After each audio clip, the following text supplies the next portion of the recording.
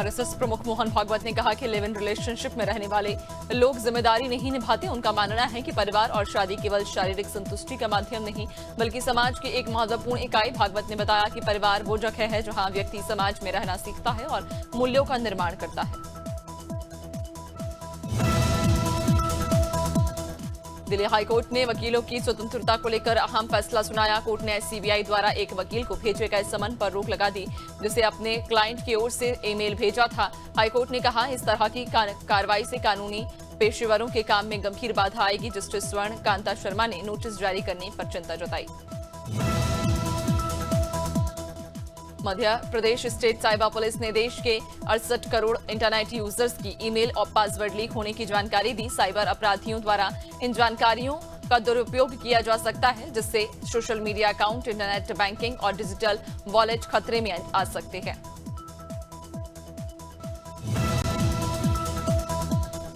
अरुणाचल प्रदेश में स्थानीय निकाय चुनाव में भाजपा को बड़ी सफलता मिली। जिला परिषद की 245 सीटों में से 170 सीटों पर भाजपा ने जीत दर्ज की, जिनमें 59 सीटें निर्विरोध थीं। ईटानगर नगर निगम के 20 वार्डों में से 14 वार्ड भी भाजपा के नाम रही। पीपीए को 28 सीटें मिली, कांग्रेस 7 और एनपीपी 5 सीटों पर सिमटी। अलीराजपुर के ग्राम बड़ा गोड़ा में स्थित कस्तूरबा गांधी बालिका छात्रावास में 7 छात्राओं की तबीयत बिगड़ गई। छात्राओं को सिर दर्द, बुखार और पेट दर्द की शिकायत के बाद जोबट सामुदायिक स्वास्थ्य केंद्र लाया गया। बीते 2 दिन में अब तक लगभग 17 छात्राएं बीमार हो चुकी हैं। घटना की सूचना पर एसडीएम मौके पर पहुंचे और छात्राओं का हाल जाना। भदोही जिले के सुरियावा थाना क्षेत्र के गवाली गांव में एक दर्दनाक घटना सामने आई, जहां शराब के नशे में पिता ने अपने 4 साल के बेटे को उठाकर जमीन पर पटक दिया। गंभीर चोट लगने के बाद बच्चे को अस्पताल में भर्ती कराया गया, लेकिन कुछ घंटे बाद उसकी मौत हो गई। पुलिस ने आरोपी पिता को हिरासत में ले लिया है। भोपाल के क्लबों में सुरक्षा की बड़ी चूक सामने आई, जहां जन्मदिन और एनिवर्सरी के जश्न के दौरान पायरो इलेक्ट्रिक फायर टैब्रो के बीच चलाए जा रहे हैं। हाल ही में होशंगाबाद रोड स्थित मिडनाइट कैफे में पायरो हादसा होते होते चला। ये डिवाइस सीधे क्लब की पावर लाइन से जुड़े होते हैं और थोड़ी सी चिंगारी बड़े हादसों का कारण बन सकती है। बिजनौर में सुनसान सड़क किनारे युवक की लाश मिलने से इलाके में सनसनी फैल गई। पुलिस गश्त के दौरान संदिग्ध घबराते हुए भागता दिखाई दिया, जिसमें आरोप अपनी बाइक वहीं छोड़ दी और अंधेरे का फायदा उठाकर फरार हो गया। मृतक के सिर पर किसी वस्तु से वार किए जाने की आशंका जताई जा रही है। वरिष्ठ अधिकारी मौके पर पहुंचे और शव को पोस्टमार्टम के लिए भेजा। हमीरपुर में मामूली बात को लेकर 2 पक्षों में जमकर विवाद हुआ, जिसमें बीच सड़क पर लाठी डंडे चले और दोनों पक्षों में मारपीट हुई। इस घटना में आधा दर्जन लोग घायल हुए। सूचना पर पुलिस मौके पर पहुंची और घायलों को इलाज के लिए अस्पताल में भर्ती कराया। गंभीर हालत में एक घायल को कानपुर रेफर किया गया।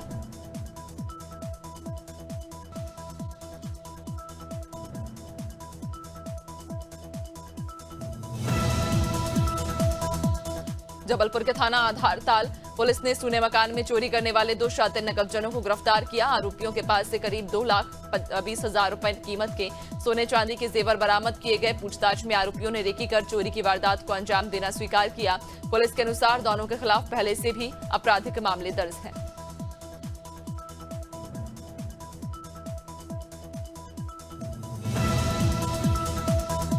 जनपद कौशाम्बी में रविवार शाम तेज रफ्तार बाइक के अनियंत्रित होकर पेड़ से टकराने से दर्दनाक हादसा हो गया। हादसे में एक युवक की इलाज के दौरान मौत हो गई, जबकि दूसरा गंभीर रूप से घायल हो गया। दोनों युवक काम से घर लौट रहे थे। पुलिस ने घायलों को अस्पताल पहुंचाया, शव को पोस्टमार्टम के लिए भेज दिया है।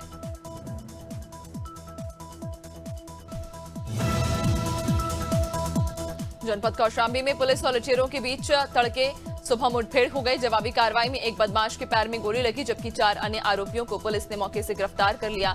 सभी आरोपी हाल ही में चरवा और पिपरी थाना क्षेत्र में कोई लूट की घटनाओं में शामिल बताए जा रहे हैं। पुलिस आगे की कार्रवाई में जुट गई है। शिवपुरी के नरवर कस्बे में के दुहाई क्षेत्र में देर रात शॉर्ट सर्किट से भीषण आग लग गई। आग की चपेट में आकर मोबाइल दुकान सहित ऑनलाइन और परचून की दुकानें पूरी तरह जलकर खाक हो गईं। घटना में दुकानदारों को लाखों रुपए का नुकसान हुआ। फायर ब्रिगेड ने मौके पर पहुंचकर कड़ी मशक्कत के बाद आग पर काबू पाया। गजवानी थाना क्षेत्र के सहसराम गांव में भाई ने ही भाई की साजिश हत्या कर दी। आरोपी ने 1 साल से योजना बनाकर खेत के कमरे में हथियार छिपाया था। पानी देने के बहाने भाई को बुलाकर साथी के साथ मिलकर उसकी हत्या कर दी गई। गजवानी पुलिस ने अंधे कत्ल का खुलासा करते हुए 2 आरोपियों को गिरफ्तार कर न्यायालय में पेश किया। अमरोहा में सुबह घना कोहरा छाया रहा, जिससे विजिबिलिटी लगभग शून्य हो गई। नेशनल हाईवे 9 पर वाहन रेंगते नजर आए और कई स्थानों पर जाम जैसी स्थिति बनी। ठंड भी बढ़ गई। न्यूनतम तापमान करीब 10 डिग्री सेल्सियस दर्ज हुआ। वहीं AQI 207 पहुंचने से हवा अस्वस्थ श्रेणी में है। प्रशासन ने फॉग लाइट और धीमी गति से चलने की अपील की है। बिजनौर में एक भीषण सड़क हादसे में 4 लोगों की दर्दनाक मौत हो गई। हरिद्वार रोड पर क्रेटा कार की खनन डंपर से जोरदार टक्कर हो गई। हादसे में कार सवार सभी लोग मौके पर ही सभी ने दम तोड़ दिया। बताया गया कि मृतक जलसे में शामिल होकर घर लौट रहे थे। सूचना पर पहुंची पुलिस ने शव कब्जे में लेकर पोस्टमार्टम के लिए भेज दिया और जांच शुरू कर दी। देवरिया में पुलिस और बदमाशों के बीच मुठभेड़ हो गई। थाना सलेमपुर पुलिस ने चेकिंग के दौरान गाय लदी टाटा मैजिक को रोका तो आरोपियों ने पुलिस पर जवाबी फायरिंग की। जवाबी कार्रवाई में भोलू यादव के पैर में गोली लगी, जबकि राज यादव और नागेंद्र कुमार को मौके से गिरफ्तार किया गया। घायल आरोपी का इलाज मेडिकल कॉलेज में चल रहा है। काशीपुर की धरा पर खेल और न्याय जगत का अनूठा संगम देखने को मिला, जहां उत्तराखंड ऑल बार एसोसिएशन के तत्वाधान में 22वें क्रिकेट टूर्नामेंट 2025 का शंखनाद हुआ। 22 से 31 दिसंबर तक चलने वाले इस 9 दिवसीय खेल महाकुंभ में प्रदेश भर की 54 टीमें 4 विभिन्न मैदानों पर अपना कौशल दिखाएंगी।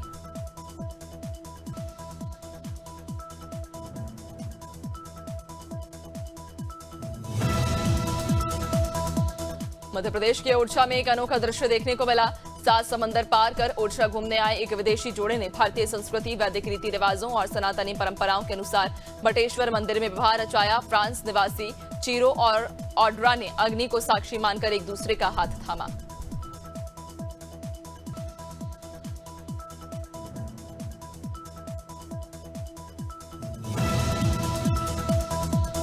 गोवा के एक रिजॉर्ट में हाल ही में हुए भीषण अग्निकांड ने पूरे देश को झकझोर कर रख दिया।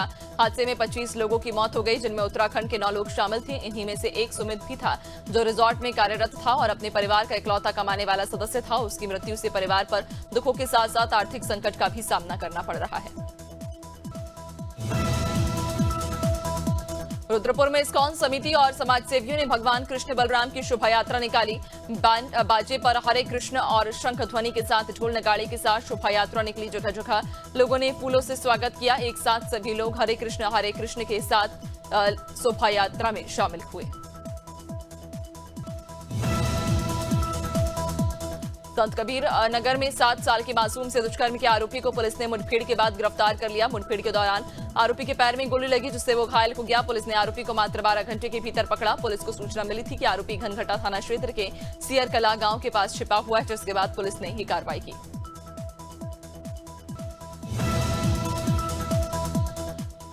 अलीगढ़ के उटवारा गांव से एक चौंकाने वाला मामला सामने आया, जहां कुत्ते के काटने के बाद एक युवक की तबीयत अचानक बिगड़ गई और उसमें रेबीज जैसे लक्षण दिखाई देने लगे। परिजनों ने हालात को नियंत्रित करने के लिए युवक को चारपाई पर रस्सियों से बांध दिया। युवक को डॉक्टर ने प्राथमिक जांच के बाद दिल्ली रेफर कर दिया है।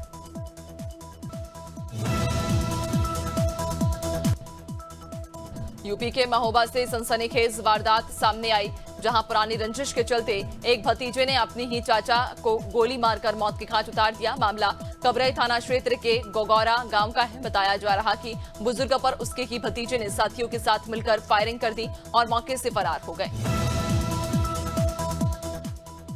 पर्यटन नगरी मसूरी की पहचान मानी जाने वाली मॉल रोड को अतिक्रमण मुक्त करने के लिए प्रशासन ने सख्त कदम उठाए। स्थानीय प्रशासन और नगरपालिका ने संयुक्त अभियान चलाकर वर्षों से लग रखी पटरी दुकानों को हटाया और सामान जब्त करते हुए स्पष्ट चेतावनी दी कि अब मॉल रोड पर किसी भी तरह का अतिक्रमण बर्दाश्त नहीं किया जाएगा। सेंसेक्स में जोरदार तेजी देखने को मिली। इंडेक्स 400 अंक ऊपर उठकर 85,300 के स्तर पर पहुंच गया। निफ्टी भी 120 अंक बढ़कर 26,100 पर कारोबार कर रहा और ट्रेडिंग सत्र में मेटल और आईटी सेक्टर के शेयरों में सबसे ज्यादा खरीदारी देखने को मिली। इसके अलावा बैंकिंग और फार्मा शेयरों में भी तेजी रही, जिससे निवेशकों में उत्साह बना हुआ है। केंद्रीय सड़क परिवहन और राजमार्ग मंत्रालय फास्टैग को मल्टीपर्पज बनाने की दिशा में काम कर रहा। योजना के तहत अब पार्किंग शुल्क, पेट्रोल और अन्य सड़क सुविधाओं का भुगतान भी फास्टैग से किया जा सकेगा। अधिकारियों के अनुसार 6 महीने का ट्रायल सफल है। इससे डिजिटल भुगतान आसान होगा और फास्टैग को वॉलेट की तरह इस्तेमाल किया जा सकेगा। कर्मचारी भविष्य निधि संगठन ने ईडीएलआई इंश्योरेंस क्लेम को लेकर बड़ा फैसला लिया। अब नौकरी बदलते समय वीकेंड या छोटे ब्रेक के कारण कर्मचारियों का डेथ क्लेम खारिज नहीं होगा। दिसंबर 2025 में जारी सर्कुलर के अनुसार नियमों को सरल बनाया गया, जिससे कर्मचारियों के परिवारों को सीधा लाभ मिलेगा। ये कदम कर्मचारी हितों में। भारतीय रेलवे ने लंबी दूरी की यात्रा करने वाले यात्रियों के लिए किराया बढ़ाने का फैसला किया। 26 दिसंबर 2025 से 215 किलोमीटर से अधिक की यात्रा पर प्रति किलोमीटर 1 से 2 पैसे अतिरिक्त देने होंगे। इस बढ़ोतरी से भोपाल से दिल्ली जाने वाले यात्रियों को करीब 16 रुपए ज्यादा चुकाने पड़ेंगे। रेलवे के अनुसार इससे सालाना लगभग 600 करोड़ रुपए की अतिरिक्त आय होगी।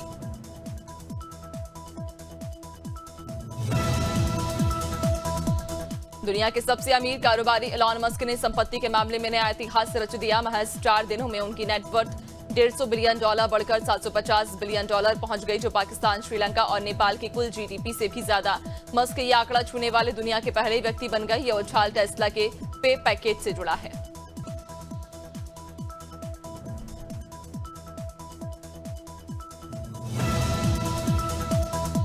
Gujarat kidney and super speciality hospital का आईपीओ 22 दिसंबर से निवेश के लिए खुल रहा। कंपनी इस इश्यू के जरिए 2.20 करोड़ नए शेयर जारी कर 250.80 करोड़ रुपए जुटाएगी। आईपीओ का प्राइस बैंड 108 से 114 रुपए तक तय किया गया। रिटेल निवेशक न्यूनतम 14,592 रुपए से बोली लगा सकेंगे। मार्केट वैल्यूएशन के आधार पर देश की टॉप 10 कंपनियों में से 6 कंपनियों की कुल वैल्यू बीते हफ्ते 75,258 करोड़ रुपए बढ़ी। इस दौरान टीसीएस सबसे बड़ी गेनर रखी, जिसका मार्केट कैप 22,595 करोड़ रुपए बढ़कर 11.88 लाख करोड़ हो गया। इन्फोसिस ने 16,972 करोड़ और रिलायंस ने 12,000।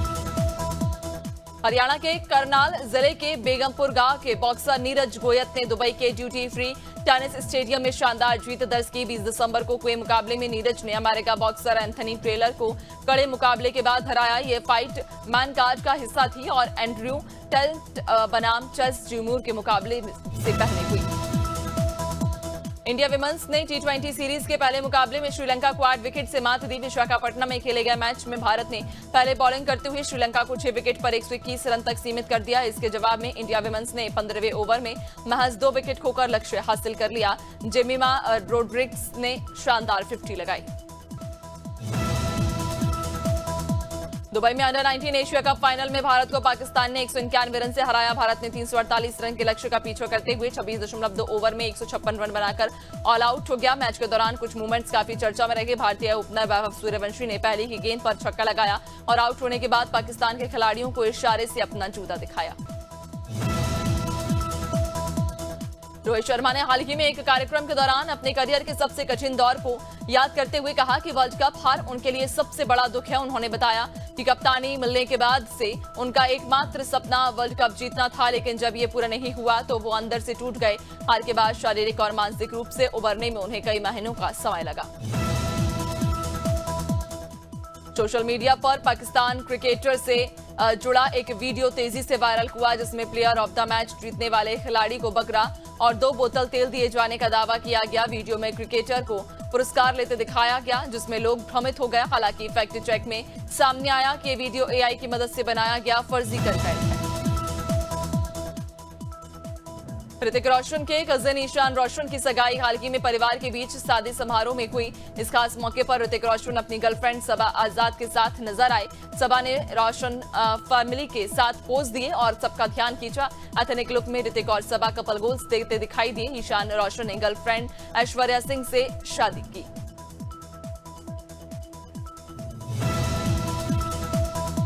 ईशा देओल एक बार फिर अपने ग्लैमरस अंदाज को लेकर सोशल मीडिया पर छा गई। हेमा मालिनी की बेटी ईशा की लेटेस्ट तस्वीरें तेजी से वायरल हो रही, जिन्हें फैंस खूब पसंद कर रहे। लंबे समय बाद सोशल मीडिया पर वापसी करने वाली ईशा ने स्टाइलिश आउटफिट में कातिलाना पोज दिए। धर्मेंद्र के निधन के बाद ब्रेक पर गई ईशा अब फिर एक्टिव नजर आ रही हैं।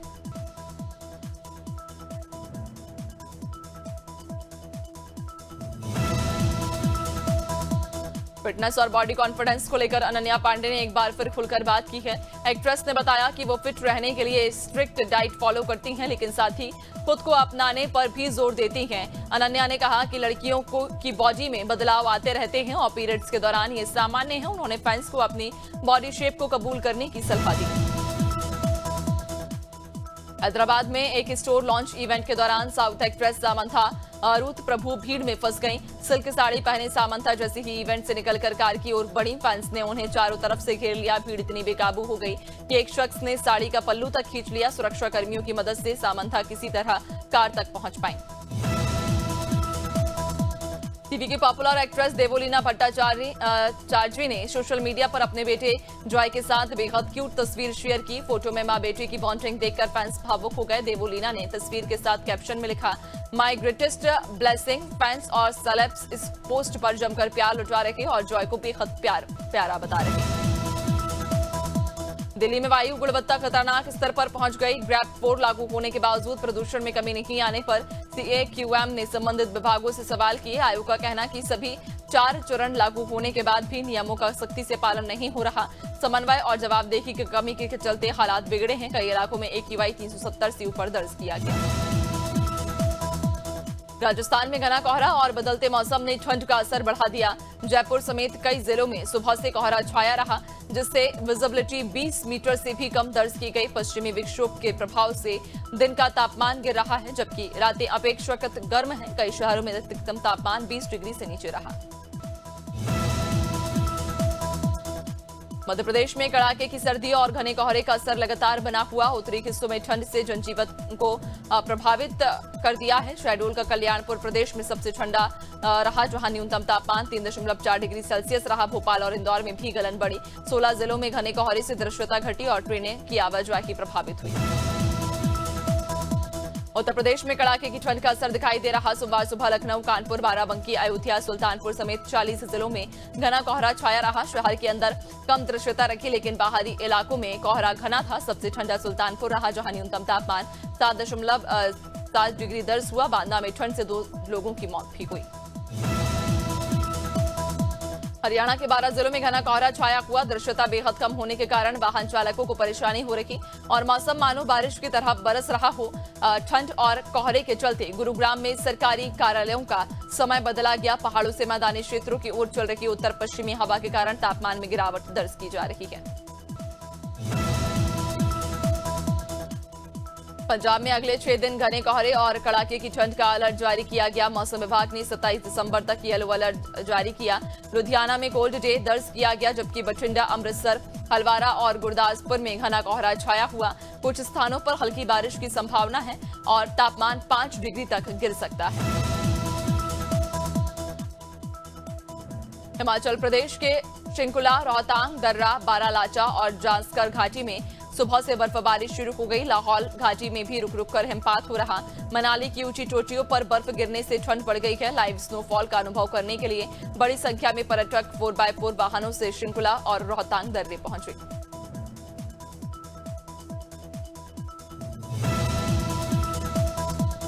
उत्तराखंड के 6 जिलों में कोहरा छाया हुआ। हरिद्वार, ऊधम सिंह नगर, नैनीताल, बागेश्वर, चंपावत और पौड़ी के मैदानी इलाकों में घना कोहरा बना रहेगा। मौसम विभाग ने उत्तरकाशी, चमोली, रुद्रप्रयाग और पिथौरागढ़ में बारिश और बर्फबारी का अलर्ट जारी किया। लगातार छठे दिन देहरादून की हवा जहरीली बनी हुई। AQI 202 दर्ज किया गया, जो खतरनाक श्रेणी में आता है।